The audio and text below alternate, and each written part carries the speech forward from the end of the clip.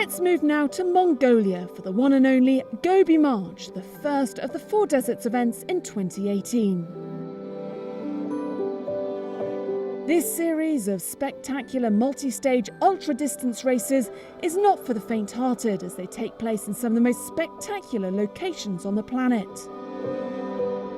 Namibia, the Atacama Desert in Chile, Antarctica, the Gobi Desert in Mongolia and New Zealand are just some of the places that the 4 Deserts series visits. At each event there's an average of 250 kilometres of running over 6 consecutive days. It's a serious challenge for even the hardiest of 4 Deserts warriors.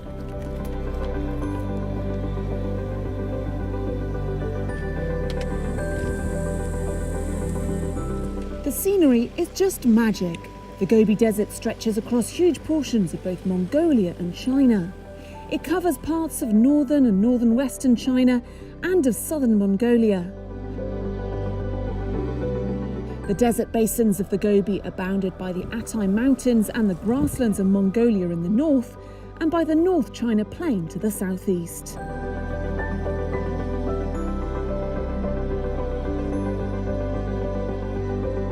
This is my first 4 Deserts race, and it's something that I've wanted to do for a very long time. In 2008, 10 years ago, I saw it on an interview on Australian TV, and I thought to myself, this is definitely something I have to do for my life to feel really fulfilled. I really want to finish all 4 of the desert races and experience just the amazing world that we live in, and I feel really privileged to be able to be healthy enough and come from a country that's so lovely that allows me to do this and be able to work and be happy.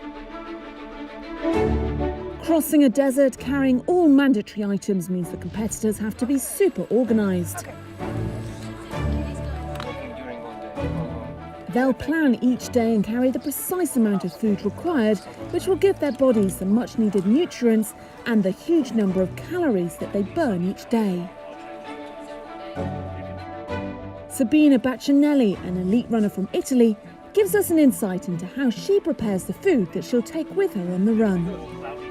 My favorite nutrition before the race was especially vegetable and fruit, because I'm a vegetarian, and my favorite Italian food is pizza and beer at the evening. Here I eat noodle soup with vegetables and dried fruit during the race. I don't like to energy bar or gel. After a race I hope to eat a lot of salad, fruit and vegetable, fresh fruit.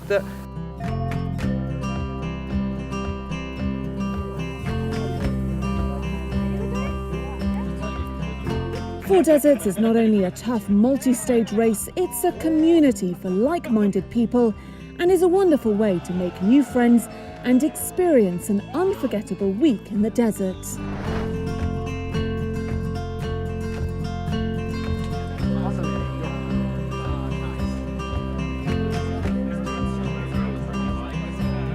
To set up a camp for one of our races takes quite a lot of work, and we are moving 350 people from one place to another.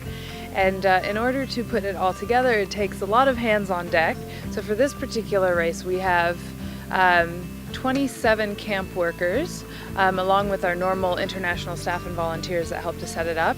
And we are setting up almost 50 tents. Every day we're taking them down, putting them back up again. And we're also setting up 10 toilets as well. So it's a lot of work and a lot of moving parts, but when you have a great team that works together, it comes together, and it's really amazing when you come to these beautiful locations and there's absolutely nothing around, and in a matter of an hour we've set up a small village where runners can come, and they're so excited to come to their home for the evening.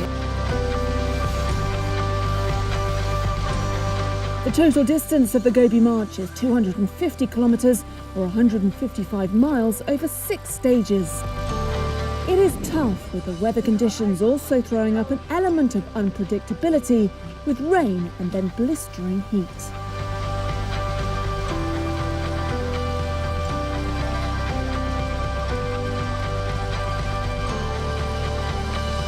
Hong Kong ultra runner Wong Ho Chung took overall victory in the Gobi March crossing the finishing line in 20 hours and 34 minutes. The 31-year-old took pole position from stage 4 after the controversial withdrawal of the Spanish athlete who was leading at the time. I like this race so much. Actually, I think it is a very wonderful course.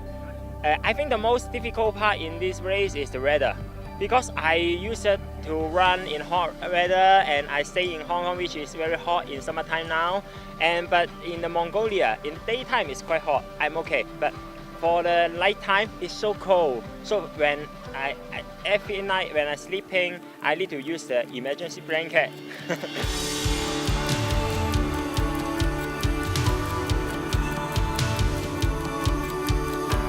San Francisco-based German runner Angela Zich was the fastest female, finishing in a time of 25 hours and 10 minutes.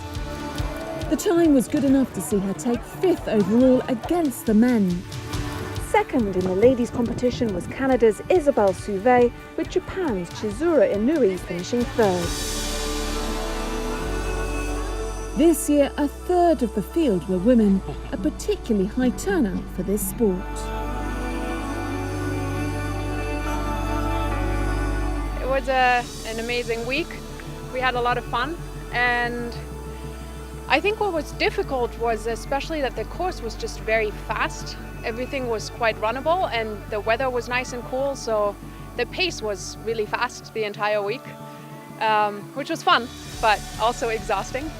But it was beautiful, it was really fun. We met so many people from all over the world, and the volunteers were amazing at every checkpoint and at the finish line welcoming us. So it was great. It was an amazing week.